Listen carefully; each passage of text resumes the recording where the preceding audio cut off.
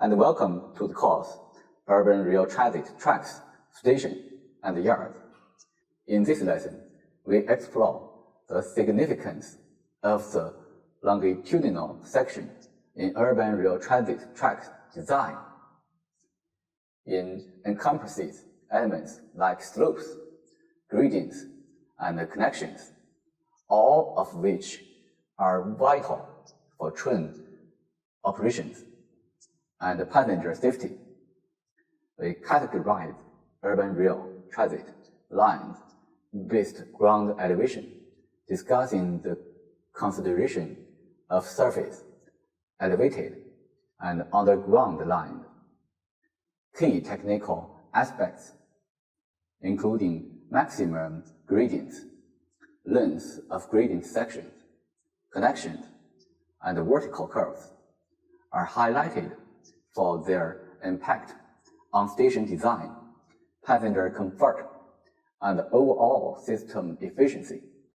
The vertical alignment of the track is an important consideration in urban rail transit planning and design. It refers to the projection of the center line of the track in the vertical plane and is mainly used to represent the track's horizontal and sloped section. Sloped sections are typically set up in special situations, such as for route selection, obstacle avoidance, or to meet operational requirements. When considering track design, we need to pay special attention to the slope of the track. The slope is crucial for train operations because it affects the movement of trains. In general, we aim for a track with a gradual slope. However, urban geological and geographical conditions, such as crossing rivers, may sometimes require steeper slopes. Additionally, when transitioning from underground or elevated tracks to surface tracks, slopes may be created. In addition to these special cases, slopes in tunnels also need to be considered, and drainage is a critical factor. Urban rail transit lines can be categorized into surface lines, elevated lines, and underground lines based on the differences in ground elevation. Surface lines typically need to match the elevation of urban roads to reduce construction costs. The depth of underground line is constrained by geological and hydrogeological conditions, as well as construction methods, surface building, and underground structures.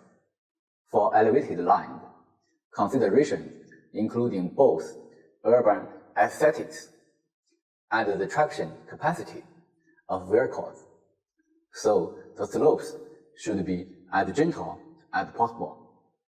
The key technical elements in the design of the longitudinal section of the track include the maximum gradient, length of gradient section, connection between gradient sections, and the radii of vertical curves.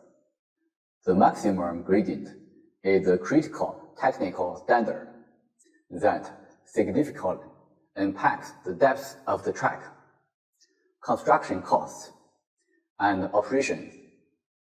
A gradient is normally represented by the distance traveled from a rise or fall of one unit. Sometimes the gradient is indicated as per mile rise or fall. Given the high density operation and the large capacity of urban rail transit, it's essential to ensure that trains can start on the maximum gradient, even with partial traction loss. Therefore, the total resistance on the maximum gradient including other resistance, should not exceed half of the traction force of the train. Chinese subway design standards generally limit the maximum gradient to around 30 per mil under normal conditions, not exceeding 35 per mil in challenging sections, and suggesting gradients on auxiliary lines should not exceed 40 per mil. Elevated lines follow specific light rail technical conditions, limiting grading to around 60 per mil on the main line. For underground station platforms, it's ideal to have a level gradient, but to address drainage and prevent train slipping, gradients on platform sections are typically around 2 per mil and can go up to 3 per mil in challenging conditions. Station lines should be as close to the ground surface as possible to reduce construction costs and facilitate passengers' access. Station location should preferably be situated in convex sections of the longitudinal profile, allowing trains to enter uphill and exit downhill, which aids in train acceleration and deceleration. Similar to station platforms, gradients on turnaround and storage tracks in tunnels are usually designed to be level. The maximum gradient in this case is about 2 per mil, sloping downhill in the direction of train blocking. For ground and elevated station platforms, which have more straightforward drainage solutions, gradients are typically designed to be level. In challenging sections, gradients not exceeding 3 per mil may be considered for ease of train stopping and starting. Minimum longitudinal gradients are also crucial for mainline tracks, serving to address drainage needs in tunnel and embankment sections outside of station and auxiliary tracks. In tunnels, the track gradient is generally not less than 3 per mil. For ground and elevated main lines, the minimum gradient can be less than 3 per mil, and these lines typically have other drainage measures in place. In addition to gradients, the length of gradient section is another important consideration. Longer gradient sections are preferred to ensure smooth train operation, and passing through gradient change points generates additional centrifugal forces and accelerations. However, to accommodate changes in track elevation, gradient section should not be excessively long to avoid significant increases in construction volume. Typically, when the minimum longitudinal gradient section is less than the length of a train, only one gradient change point is located within the range of one train length to avoid excessive external forces effects on train operation. Furthermore, the length of gradient section should prevent overlapping with adjacent vertical curves and be spaced apart as much as possible to facilitate train operation and track maintenance. The length of gradient section should not be less than the length of future train and should meet the requirement of length of straight line between adjacent vertical curves, with a minimum distance of 50 meters between two vertical curves for the benefit of train operation and track maintenance. For elevated line, the minimum gradient section length should not be less than the length of future trains, while ensuring that the straight line length between adjacent vertical curve is not less than 25 meters. For longer gradient sections, power limitation restrict gradient section with a gradient of 60 per mil to a length of 500 meters, and those with a gradient of 50 per mil to a length of 1000 meters. And these are no length restriction for gradient section with gradients less than 50 per mil. Vertical curves are another important design parameter for the longitudinal section. They are used to smooth the abrupt changes in gradient and are typically placed at gradient change points.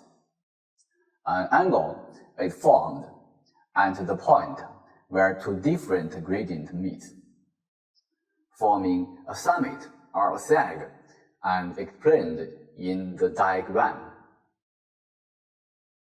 The angle formed at the point of contact of the gradient is smoothened by providing a curve called the vertical curve in the vertical plane. In the absence of a vertical curve, vertical are likely to have a rough run on the track. Besides this, a change in the gradient may also cause bunching of vehicles in the sags, and a variation in the tension of coupling in the summits, resulting in train parting and an uncomfortable ride. To avoid these ill effects, the change in gradient is smoothened by providing a vertical curve. To ensure platform smoothness, passenger safety, and ease of station design and construction, vertical curve should not be placed within the calculated length of the platform and turnout range. Additionally, vertical curves on ballasted track should not overlap with horizontal curves, and changes in the track elevation within the horizontal curve range would alter the shapes of both curves, affecting the safety of train operations. Alright, this lesson covers the importance of the longitudinal section in urban rail transit planning and design. It discusses the role of slopes in track design and how they impact train operations. The lesson categorized urban rail transit lines based on ground elevation and explained the technical elements involved in designing the longitudinal section, including maximum gradients, length of gradient section, connections between gradient sections, and the radii of vertical curves. The importance of these parameters for platform smoothness, passenger safety, and ease of station design and construction is emphasized. See you next time.